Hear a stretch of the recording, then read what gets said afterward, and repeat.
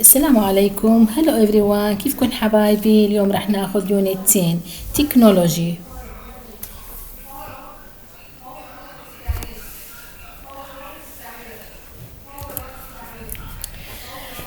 نمبر 1 هو سؤال صفي، لكن انا راح بقرا لكم الكلمات لان جداد عليكم وبترجمه كمان. ديسك توب تعني سطح المكتب. هي اختصار VR، اختصار تعني الواقع الافتراضي. سمارت فون الهاتف الذكي. ويب كوم تعني كاميرا ويب. سمارت ووتش ساعة ذكية. راوتر هو الراوتر اللي يستعملونه في الجهاز. عندنا كمان تابلت هو الجهاز اللوحي. الكلمة الأخيرة والصورة الأخيرة هي اي بوك، هي اختصار لكتاب لغة نقول. ننتقل كمان للسؤال الثاني، أيضا هو السؤال الثاني هو سؤال صفي، الأستاذ هو بيعطيكم إياه ولكن أنا راح بقرأ لكم إياه. هو استماع. After that type your email message. Then click on subject and write what the email is about. Second, open the web page. First, turn on the computer. Finally, click on send. New, check your spelling. Next, type your friend's email addresses in the boxes. Number 3, look and say how to download a game using CD. يعني كيف تقوم تحميل لعبة استخدام القرص المضغوط. بتعلمونا كيف انتم بتستعملوا، بتحكونا بالانجليش كيف بتحمل هاي اللعبة باستخدام القرص المضغوط. السؤال اللي بعده هي لفظ الكلمات كيف نلفظها. كينج تعني ملك. رينج تعني خاتم. سوينج يتأرجح. بانك أو مصرف، إحنا نقول مصرف. بينك هو اللون الزهري، نقول زهري. سينك هو حوض.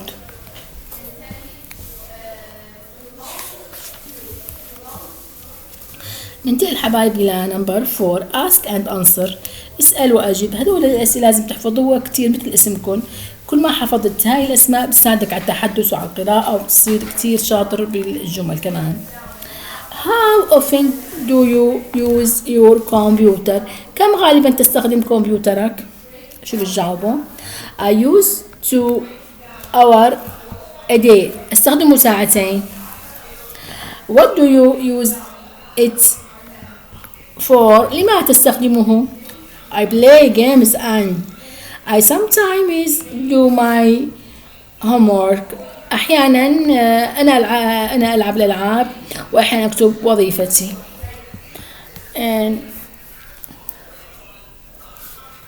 Number 5 كمان هذا محذوف. Number 6 نقرأ المقطع. read the text and do the tasks below. راح اقرأ لكم المقطع وانتبهوا على القراءة منيح. Computer can do collections, store information. الكمبيوتر كانوا يستخدمونه قبل في للمعلومات or play music أو للعب أو الموسيقى. You can use computer to write للكتابة. نستعمل الكمبيوتر للكتابة or play اللعب games الألعاب. The first computers were very big. قبل كان الكمبيوتر كبير جدا. They were the size of room. كان أكبر من بحجم الغرفة. They were so big that people don't have. الناس كان لا يملكون them at home، لا يملكونه في المنزل. لأنه كبير. early computer أولا called also be used كانوا يستعملونه as calculator هي الحاسبة. today اليوم computer are smaller. اليوم computers are smaller صغيرة and people الناس all over the world في العالم can يستطيعون النظر في مشاركة and share information مشاركة المعلومات. we sets today people can use smartphones to play games, email and surf the internet.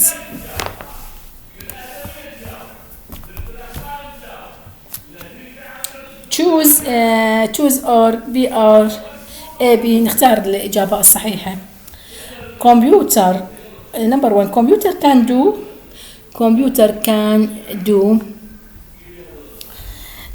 هل بإمكانكم تستطيعون استخدام الكمبيوتر only one thing many things. إذا بإمكانك استعمال الحواسيب لفعل إيش؟ many things math is only. الإجابة الصحيحة لأشياء كثيرة many things. إذن 2 in the past people في الماضي الناس people computers at home had ولا didn't have or played. الناس كانت didn't have الإجابة الصحيحة B. today computers are some smaller than they were in the past. اليوم الكمبيوترات صغيرة أصغر بكثير أما كانت في الماضي. إذا الإجابة الصحيحة C. right true or false. ننتقل حبايبي لنمبر right نكتب الإجابة الصحيحة أمام الإجابة الصحيحة true أمام الإجابة الخاطئة false. early computer were small. معلومات على الموقع الإلكتروني. اليوم الناس تستطيع استخدام الهواتف الذكية. الأولى كانت الكمبيوترات كانت إيش اسمها كانت صغيرة؟ لا كانت كبيرة مثل ما قرينا بالنص إن الكمبيوترات كانت في القديم هي كبيرة. نضع false. people could not have computers at home because they were very big.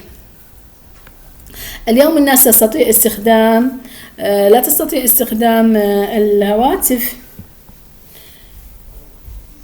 هون في البيت بسبب أنها كبيرة جدا. 2 3 we used the internet. نحن نستطيع أن نستخدم at share information نستخدمها في المعلومات. نستطيع استخدام الهواتف الذكية للمعلومات. T صح true. computers are not the only way to serve the net. استخدام الهواتف الذكية أيضا للتصفح.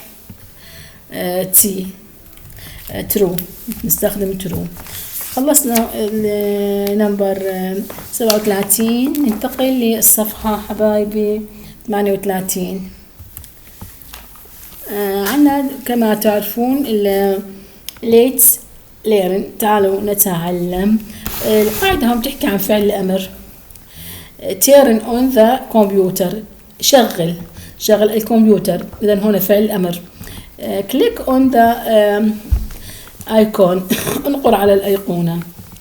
إذن هنا تأتي بصيغة فعل الأمر شغل انقر. send the email ارسل إلى الإيميل الرسالة الإلكترونية. ارسل الرسالة الإلكترونية. don't write quickly لا تكتب بسرعة. إذن هنا تأتي بصيغة الفعل الأمر. لما ننفيها بنقول don't write quickly. number 7 choose. number 7 ننتقل إلى number 7 وهو choose اختيار الإجابة الصحيحة بناء على القاعدة السابقة. turn print the computer on. شو هل اطبع الكمبيوتر ام شغل؟ نختار turn يشغل الكمبيوتر. don't play or email games for long time. لا تلعب بأوقات طويلة الألعاب، لا تلعب الألعاب لفترة طويلة من الزمن. نختار play. listen. download the files you need. حمل الملفات التي تحتاجها. نختار download، حمل الملفات التي تحتاجها، مو استمع، أكيد راح نختار كلمة down. number 4 connect or click to the internet. اتصل، بالأكيد اتصل بالإنترنت وليس أنقر على الإنترنت. نختار connect. send or surf the email. أرسل الإيميل. نختار الكلمة الأولى send، أرسل الإيميل. ننتقل كمان حبايبي لنمبر 8. نمبر 8 هو read and match. اقرأ وأوصل. type your friends email addresses here. اكتب عنوان ايميل صديقك هنا. راح نوصل نمبر 1 مع C. 2 write what the email is about here. اكتب حول ماذا الإيميل. راح نوصلها مع D. number 3 click to the send the email. انقر على إرسال الإيميل. راح نوصلها مع A. حبايبي number 4 click here to correct the spelling. انقر هنا تصحيح الإملاء. راح نوصلها مع P. number 5 حبايبي add pictures with this. أضف صورة بهذه. راح نوصلها مع E. خلصنا التمرين حبايبي، التمرين الثامن، وراح ننتقل كمان للتمرين الأخير وهو 9. التمرين هذا عبارة عن كلمات نترجمها. أول write what تايا should. ماذا ستفعل تايا؟ these verbs might help you. تضع الأفعال تساعدها في وضع هذه الأفعال. yes I cannot. أولا نقرأ الكلمات اللي في البوكس ونترجمها كمان حبايبي. use يستخدم، connect يتصل، save يحفظ، install يحمل، click ينقر، write يكتب، print يطبع، leave لها معاني كتير حسب ما بتجي، تعني يغادر أو تعني يترك، but يضع. number 1 I cannot send the email. لا تستطيع إرسال إيميل. تايا لا تستطيع إرسال إيميل. شو بدنا نساعدها؟ كيف بنساعدها؟ تقول عليها أن تتصل بالنت. she should. إذا نستعمل should، نستعمل هنا بالجمل هذه كلها should مش هقولها عليكي. she should connect. عليك أن تتصلي to the internet. عليك أن تتصلي بالنت. إذا ماذا نساعدها؟ هي بتقول لا أستطيع إرسال إيميل. كيف إحنا بنساعدها؟ نقول عليك أن تتصلي بالنت. she should connect to the internet. ننتقل حبايبي للتمرين الثاني. I want to keep the file on my computer. هي لا تستطيع أن تحتفظ بالملف في الكمبيوتر. إحنا كيف بدنا نساعدها؟ نقول you should. عليك النقر on save icon بالأيقونة. عليك أن تنقري تحفظي بالأيقونة، تستعمل الأيقونة. كمان عندنا نمبر 3 the words are close to each other. كيف إحنا بدنا نساعدها؟ ولا she should leave distance between them. number 4 the spelling is incorrect. الكلمات هاي غير صحيحة. قولها she should. عليك click أن تصححي الكلمات الخاطئة. she should click on correct the spelling. وهيك حبايبي هنا الدرس تكنولوجي في الكتاب الملون. كنا هنا الكتاب الملون بتمنى استمتعتوا معي بهذا الدرس، ونتابع على الكتاب الثاني حبايبي. جود باي، إلى اللقاء في حلقة ثانية.